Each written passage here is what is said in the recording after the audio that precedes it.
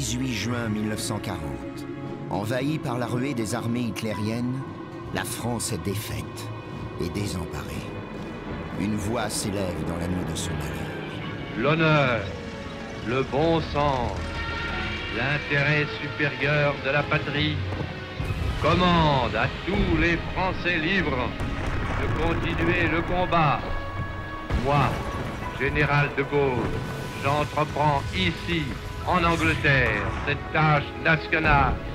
Vive la France, libre, dans l'honneur et dans l'indépendance. Charles de Gaulle est né à Lille, 50 ans plus tôt, dans une famille où sont fortement ancrés l'amour de la patrie et le respect de la religion. Très tôt, le jeune de Gaulle est convaincu que l'intérêt de la vie est de rendre à la France un service signalé et qu'il en aura l'occasion.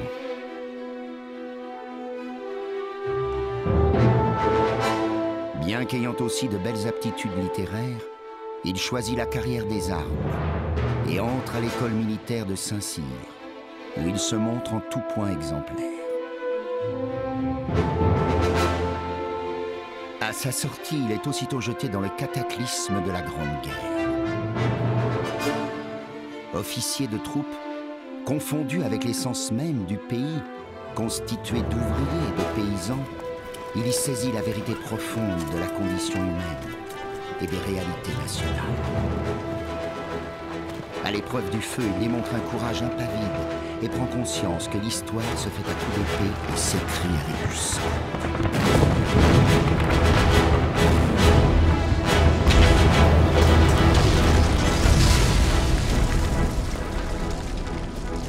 Blessé 3 fois, il est laissé pour mort sur le champ de bataille de Verdun.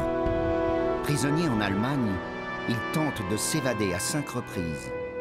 Libéré après l'armistice, il éprouve le regret indescriptible de ne pas avoir pris une meilleure part à la victoire. Et aussitôt, il se porte volontaire pour partir se battre en Pologne.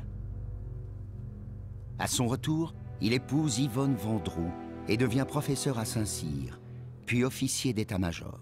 Il est affecté en Allemagne, puis il part en mission au Liban. En 1932, dans son livre « Le fil de l'épée », de Gaulle dresse le portrait du chef idéal. Alors que le nazisme triomphe en Allemagne, il publie Vers l'armée de métier. Contre la stratégie défensive incarnée par la ligne Maginot, il y développe sa doctrine de la guerre mécanique. Au début de 1940, le colonel de Gaulle est appelé au commandement d'une des rares unités blindées de l'armée française. Mais il est déjà trop tard. Le 10 mai, l'armée allemande perce nos défenses des Ardennes et déferle sur la France, jetant sur les routes des millions de civils qui fuient devant l'ennemi. En pleine débarque, le président Paul Reynaud appelle de Gaulle au gouvernement, mais le maréchal Pétain se saisit du pouvoir et demande l'armistice. De Gaulle s'envole pour Londres et lance son appel du 18 juin sur les ondes de la BBC. Seul, il incarne désormais la France libre. La défaite française a été causée par la force mécanique, aérienne et terrestre de l'ennemi.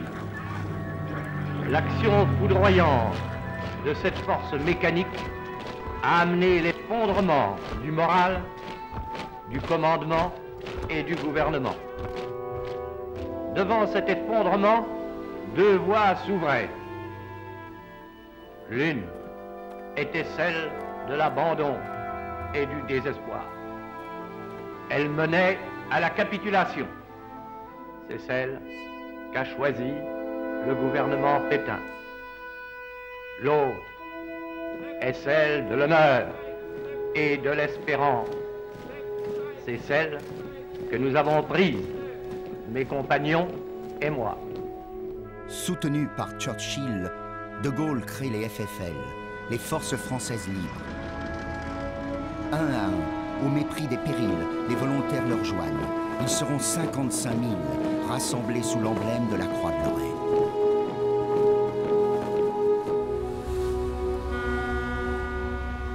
Puis ils tentent de rallier à la France libre les territoires de l'Empire colonial. Après l'échec de Dakar, il parvient à fonder à Brazzaville le Conseil de défense de l'Empire et dresse face au gouvernement de Vichy, un embryon d'État. Rassembler l'Empire dans la guerre, libérer la patrie et contribuer à rétablir les libertés du monde. Voilà notre seul but et notre seule ambition.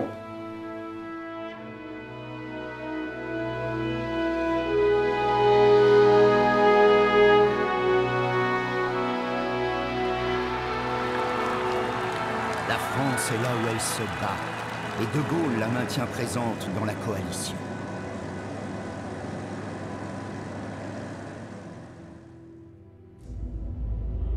Vichy, capitale du malheur, est aux ordres des autorités allemandes, qui tiennent la France en servitude, pillent ses ressources et traquent les adversaires du nazisme. Mais après le choc de la capitulation, le maréchal Pétain bénéficie encore de la dévotion des Français. Le gouvernement Pétain condamne De Gaulle à mort et s'engage dans une politique de collaboration dont le symbole est la main du maréchal dans la main du Führer à Montoire. Le vainqueur de Verdun sombre dans la honte.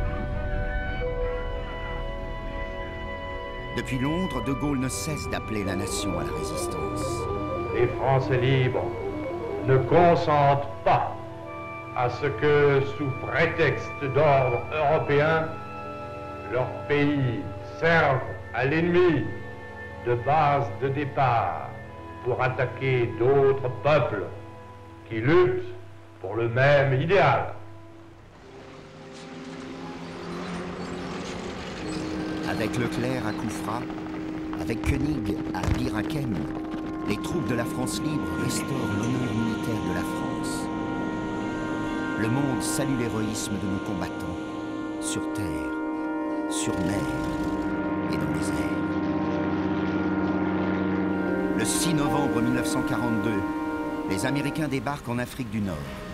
Ils confient le commandement à l'amiral Darlan, qui se présente comme l'héritier de Pétain, avant d'être abattu par la résistance. De Gaulle s'insurge contre la mise en place de cette autorité. À Anfa, au Maroc, Churchill et Roosevelt obtiennent que De Gaulle serre la main du successeur de Darlan, le général Giraud.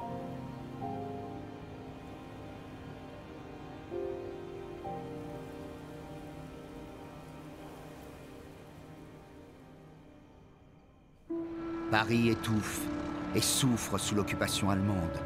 Couvre-feu, manque de chauffage, manque de nourriture, et la Gestapo est à tous les coins de rue.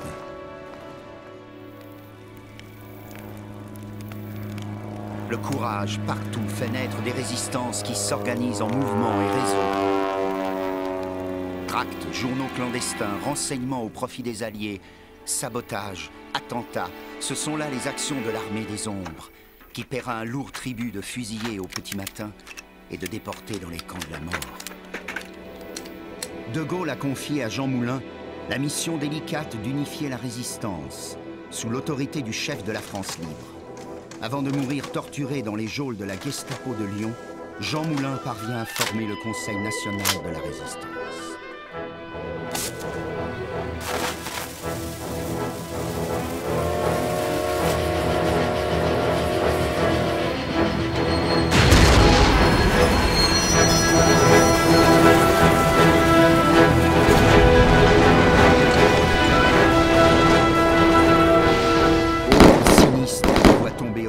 Et résistant.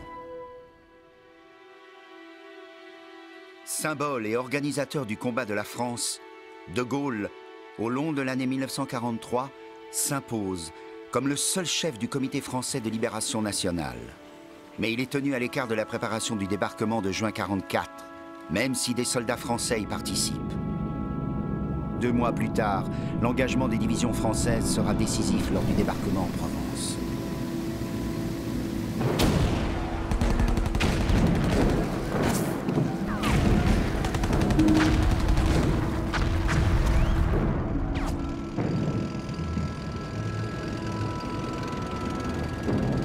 Le 14 juin, De Gaulle foule le sol français pour la première fois depuis 4 ans, à Courseulles. Il refuse la tutelle administrative des Américains. La France doit être administrée par elle-même.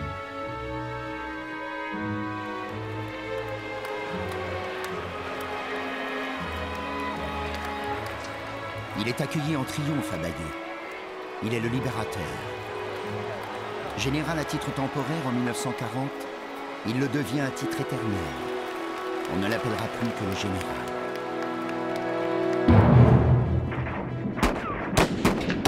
Dans Paris qui s'est soulevé contre l'occupant, l'armée Leclerc entre la première.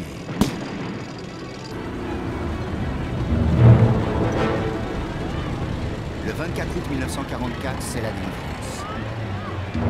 De Gaulle arrive pour lancer depuis l'hôtel de ville son fameux Paris, Paris outragé, Paris brisé, Paris martyrisé, et Paris libéré.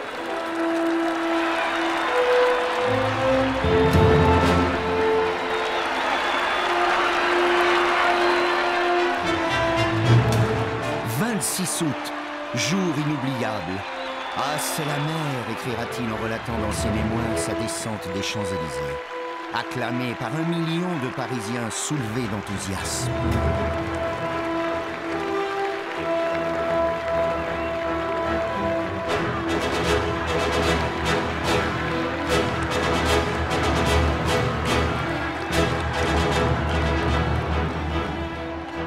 Le 8 mai 1945, l'Allemagne capitule et la France est à la table des vainqueurs. La France a engagé dans cette guerre tout ce qu'elle était. Et elle a gagné la partie. Mais tout est à refaire, tout est à reconstruire. Car comme l'écrira De Gaulle, la marée, en se retirant, découvre soudain d'un bout à l'autre le corps bouleversé de la France. Le général se lance alors dans la bataille de la reconstruction. Mais d'abord, il assure le retour de la République, appelle les Français, et pour la première fois les Françaises, aux urnes.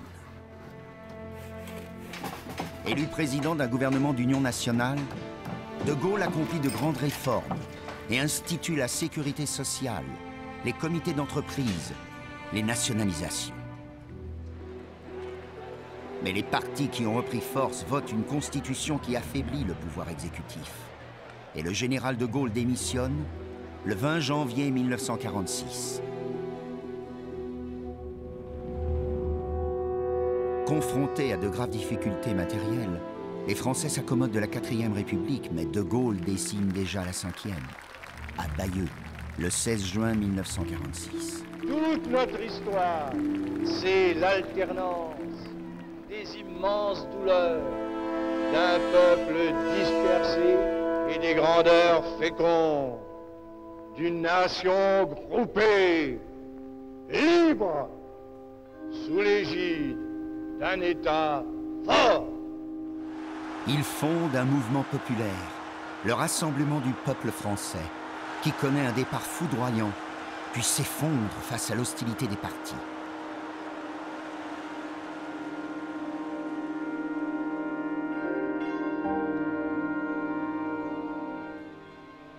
Retiré alors dans sa maison de Colombey les Deux Églises, De Gaulle rédige ses mémoires de guerre. C'est la traversée du désert. Le silence emplit ma maison, écrit-il. De la pièce d'angle où je passe la plupart des heures du jour, je découvre les lointains dans la direction du couchant.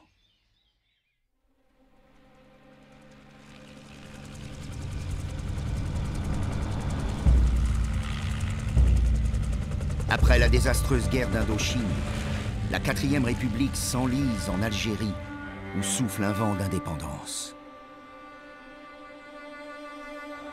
Le 13 mai 1958, les partisans de l'Algérie française prennent le pouvoir à Alger. Les regards se tournent alors vers Colombey. Dans le climat de désarroi qui mène la France au bord de la guerre civile, De Gaulle se déclare prêt à assumer le pouvoir, non sans rencontrer des oppositions. À ceux qui craignent pour les libertés fondamentales, De Gaulle rétorque: est-ce que j'ai jamais attenté aux libertés publiques fondamentales? Je les ai rétablies.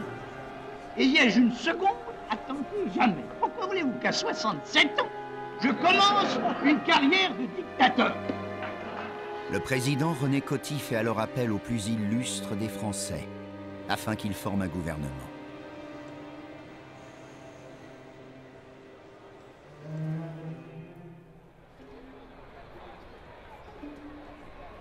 Il s'agit désormais de refaire l'État. Le 4 septembre 1958, De Gaulle présente aux Français la constitution de la Ve République.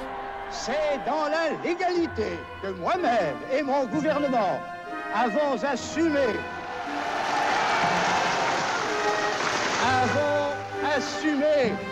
le mandat exceptionnel d'établir un projet de constitution nouvelle et de le soumettre à la décision du peuple. Elle sera approuvée par 80% des suffrages exprimés. Cette ample majorité renforce De Gaulle.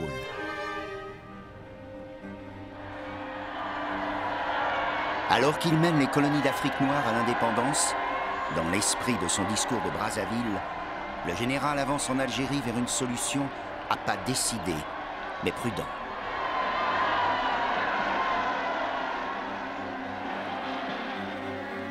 Je vous ai compris. Je sais ce qui s'est passé ici. Mais combats et attentats s'intensifient. Le général propose l'autodétermination.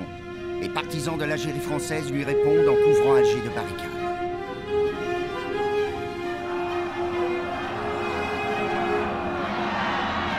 De Gaulle se saisit alors de la télévision, comme il le fit jadis du micro de Londres, et obtient le soutien de l'opinion.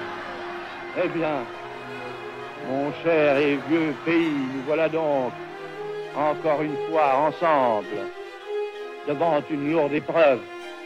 En avril 1961, 4 des plus hauts généraux fomentent un putsch et appellent l'armée à la dissidence. Leur tentative s'effondre en 3 jours. L'opposition bascule dans la clandestinité de l'OAS. Mais l'indépendance est votée, qui met fin au combat. Elle entraîne l'exode des Français d'Algérie, les pieds noirs, et des harkis dont le destin sera tragique.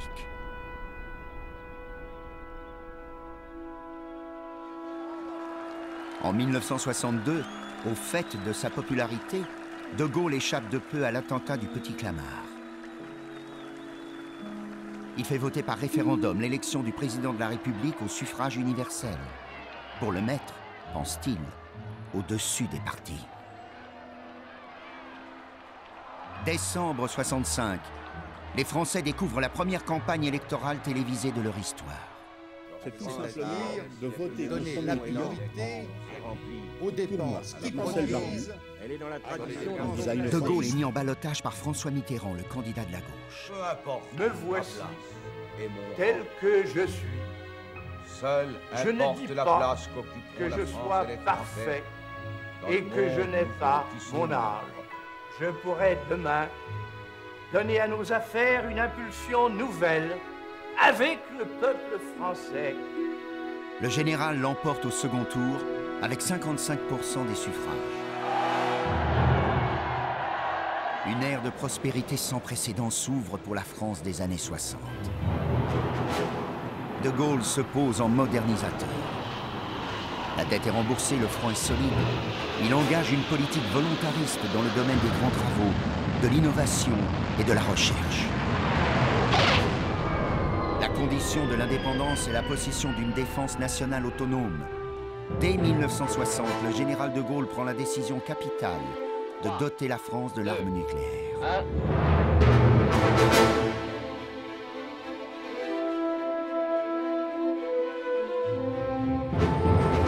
Ainsi, la France a les mains libres. L'alliance avec les États-Unis n'est pas une allégeance. Tandis qu'à l'Est, De Gaulle développe une politique fondée sur la détente, l'entente et la coopération.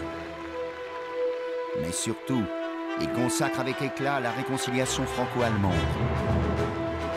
Avec le chancelier Adenauer, il jette les bases d'une Europe unie. Es lebe Gott, es lebe Deutschland, es lebe Deutsch, Französische, Freundschaft.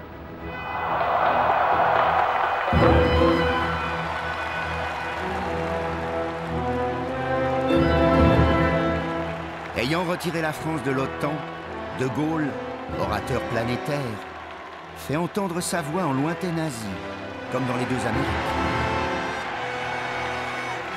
Vive le Québec libre!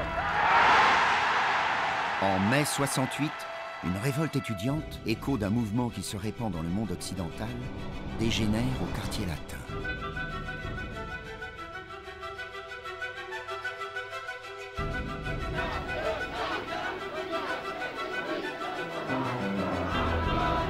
Autour de la Sorbonne, les affrontements virent à l'émeute, puis à la grève générale. Les ouvriers rejoignent les étudiants. Le pays est progressivement paralysé. Le pouvoir vacille et l'anarchie menace.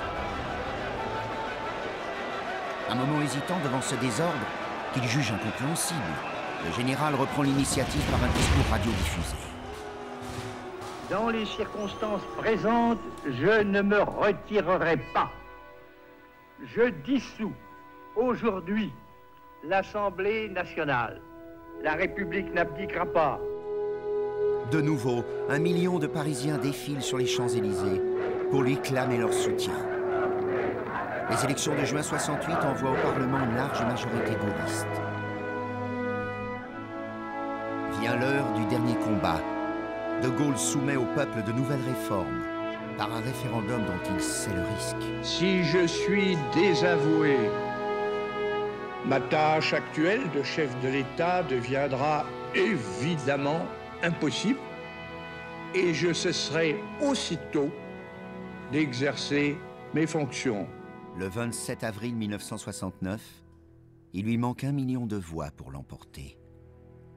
De Gaulle se retire dans l'instant à Colombey, d'où il ne sortira que pour 2 brefs voyages, en Irlande et puis en Espagne. Alors, enfermé dans sa solitude, il rédige ses mémoires d'espoir.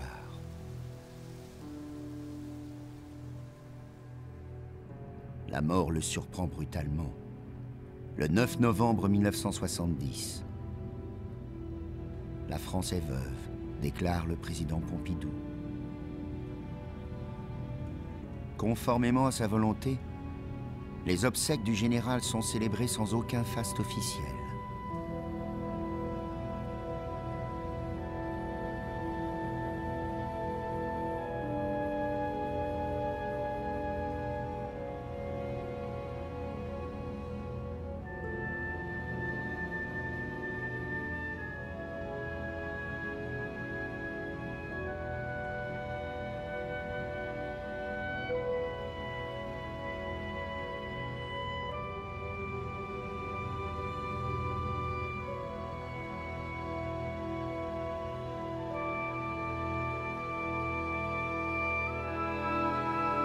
Sous les voûtes de Notre-Dame de Paris, 80 chefs d'État venus du monde entier s'assemblent dans son souvenir. Dans ses mémoires de guerre, De Gaulle avait écrit « Puisque tout recommence toujours, ce que j'ai fait sera tôt ou tard une source d'ardeur nouvelle après que j'aurai disparu. »